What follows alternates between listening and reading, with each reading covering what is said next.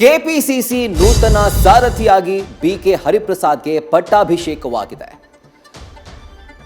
ಅರಮನೆ ಮೈದಾನದಲ್ಲಿ ಅದ್ಧೂರಿ ಕಾರ್ಯಕ್ರಮದಲ್ಲಿ ಪದಗ್ರಹಣ ಕಾರ್ಯಕ್ರಮ ಅಂದರೆ ಒಂದು ಸುಸಂದರ್ಭ ನೆರವೇರಿದೆ.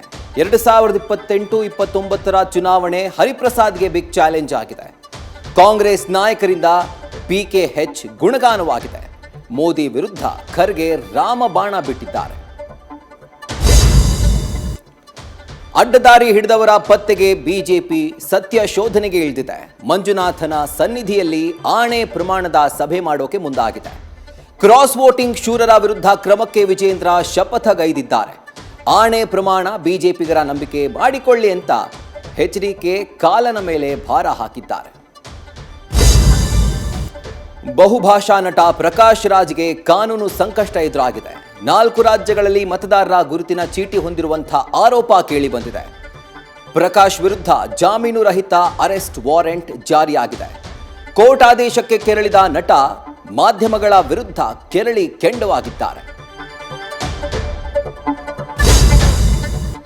ನಮ್ಮ ಭೂಮಿ ನಮ್ಮ ಹಕ್ಕು, ಕೊಡಲ್ಲ ಮಾರಲ್ಲ.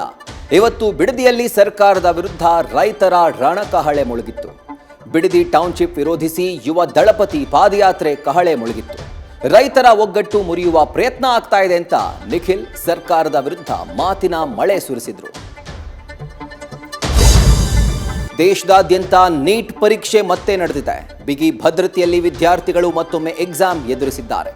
ಪರೀಕ್ಷೆ ವೇಳೆ ಕೊರಳಲಿನ ಶಿವದಾರ, ರುದ್ರಾಕ್ಷಿ, ಜನಿವಾರ ತೆಗೆಸಿ ಸಿಬ್ಬಂದಿ ವಿವಾದಕ್ಕೆ ಆಸ್ಪದ ಕೊಟ್ಟಿದ್ದಾರೆ. ಲಾಸ್ಟ್ ಮಿನಿಟ್ನಲ್ಲಿ ಬಂದು ವಿದ್ಯಾರ್ಥಿಗಳು ಗೇಟ್ ಹಾರಿದ ಪ್ರಸಂಗ ಕೂಡ ನಡೆದಿದೆ.